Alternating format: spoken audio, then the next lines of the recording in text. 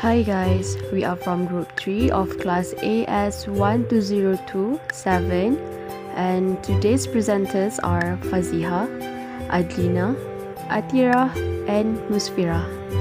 For today's topic, we have 3 subtopics to cover, which are fluid in motion and continuity equation, Bernoulli's equation and its application, and viscosity and Pascal's law. Assalamualaikum, I am Musfira and I will be presenting about fluid in motion and continuity equation.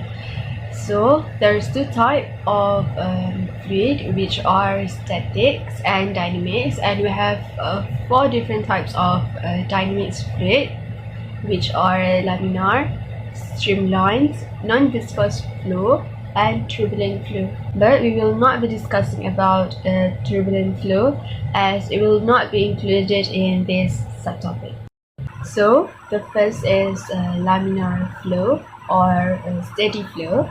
It is where each particle in the fluid moves along a smooth path and the path did not cross. Second, streamlined spacing measures velocity and the flow is always tangential. For steady flow, don't cross.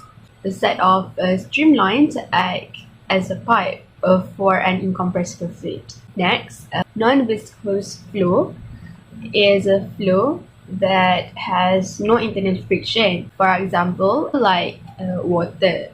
And last but not least, turbulent flow above a critical speed. The paths become irregular with whirlpools and paths crossing. It is quite chaotic and will not be considered here. Conservation of mass. Since liquids are incompressible, the continuity equation states that the rate a fluid enters a pipe must equal the rate that fluid leaves the pipe. That is, there can be no sources or sinks of fluid. Continuity equation will indicate how much the speed of a liquid changes as it is required to flow into a narrower field. While gases also operate as fluids, they are not incompressible in the way liquids are, and thus the continuity does not apply. What flows into a given volume in a defined time minus what flows out of that volume in that time must aggregate in that volume. If the sign of accumulation is negative, the substance in that volume would be exhausted. So here we have 2 equations. First is rho 1 multiplied by area 1 multiplied by speed 1 must equal to rho 2 multiplied by area 2 multiplied by speed 2, which are the equation to calculate mass flow rate. And second, where the density of the fluid is constant, the equation will become area 1 multiplied by speed 1 must equal to area 2 multiplied by speed 2, which is the equation to calculate a volume flow rate. Application of continuity equation in everyday life. Common application where the equation of continuity are used are pipes, tubes and ducts with flowing fluids or gases, rivers, and many more. So the next part is Bernoulli's principle. It was named after Daniel Bernoulli, a Swiss mathematician and physicist. Bernoulli noticed that while the fluid moved more quickly in the smaller part of the tube, the pressure became less. Similarly, when tube width increased, the speed decreased and the pressure became more. In general, higher pressure always pushes a fluid towards lower pressure areas, so any change in fluid's speed must be matched with the change in pressure as well. To sum up, Bernoulli's principle is when the velocity of a fluid is high, the pressure is low, and vice versa. For the Bernoulli's equation, it is a more general and mathematical form of Bernoulli's principle that also takes in change in gravitational potential energy. The Bernoulli's equation is P1 plus 1 over 2 rho V squared 1 plus rho GH1 equals to P2 plus 1 over 2 rho V squared 2 plus rho GH2. So rho is fluid density, G is acceleration due to gravity, P is pressure, V is velocity, and H is height. Bernoulli's equation relates pressure, speed, and height of any 2 points in a steady streamline flowing fluid of density. Next, Bernoulli's principle has many applications in everyday life. The main idea behind this application is that a high fluid velocity creates a low pressure region, while a slow moving fluid creates a high pressure region.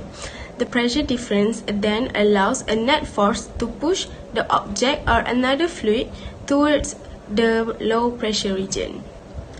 So here is some example in a real life situation that related to Bernoulli's principle.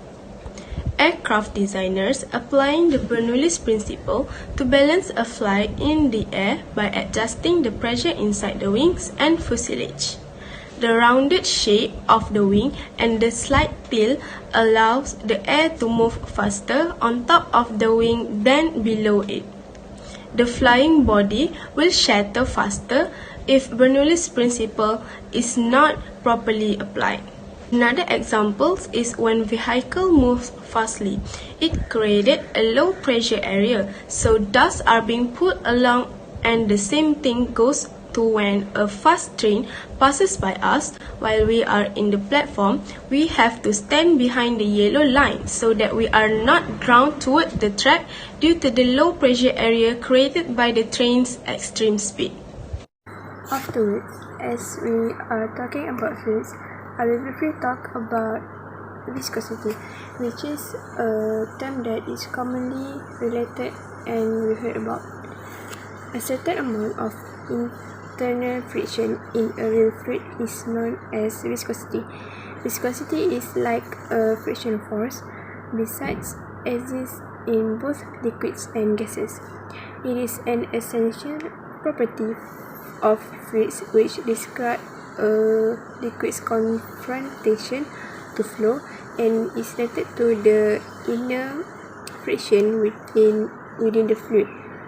To measure viscosity, a relation has been established to help us understand more about viscosity, which is F equal to N times A times V over L, where N is the coefficient of viscosity, A is the area of fluid in contact with each other, V is the speed, while L is the length of separation. V over L here is called velocity gradient. The viscosity of a fluid will decrease rapidly as the temperature increases. This equation only can be used when the length of separation is given, but another case when the L cannot be determined, another equation of viscosity that is known as Stokes' law should be used, where F equal to N times pi times N, which is the viscosity equation, times R radius, and times V, which is velocity of terminal velocity. Beyond our realization, viscosity actually has been applied in our daily life. The knowledge of the coefficient of viscosity and its variation with temperature helps us to choose a suitable lubricant for specific machines. In light machinery, tin oils, for example, lubricant oil used in clocks with low viscosity is used. In heavy machinery, highly viscous oil, for like example grease, are used. Other than that, gum that we use are highly viscous to hold melting part powerfully before sticking action complete. Assalamualaikum. So now I'm going to talk about the Poisson's law. So basically, Poisson's law is the rate of flow in a fluid in a round tube depends on the viscosity of the fluid, the pressure difference, and the dimensions of the tube. The volume flow rate is proportional to the pressure difference, inversely proportional to the length of the tube, and to the pressure difference, the proportional to the fourth power of the radius of the tube. Next, I'm going to explain an equation used in the Poisson's law. As you can see on the screen, there is a Poisson's law equation. R represents inside radius of the tube, Q represents volume of the flow rate, P2 minus P1 represents pressure at the ends of the tube, L represents length of the tube, and the last one represents viscosity. Lastly, I'm going to talk about the application of Poisson's law. Poisson's law is used to explain why constricted capillaries lead to higher blood pressure. This is because the volumetric flow rate is so sensitive to changes in cross-sectional area. Therefore, Poisson's law is used.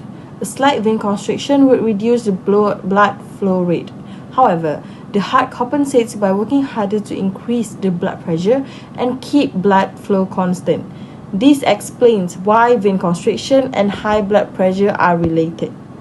The same considerations and relationships defined in Poisson's law apply in microfluidics generally. Poisson's law also applies to compressible fluids, although this becomes a more complex thermodynamics problem under fast compression. So that's all for my group for topic 3, which includes the fluid in motion and continuity equation, Bernoulli's equation and its application, and viscosity and Poisson's law. Thank you.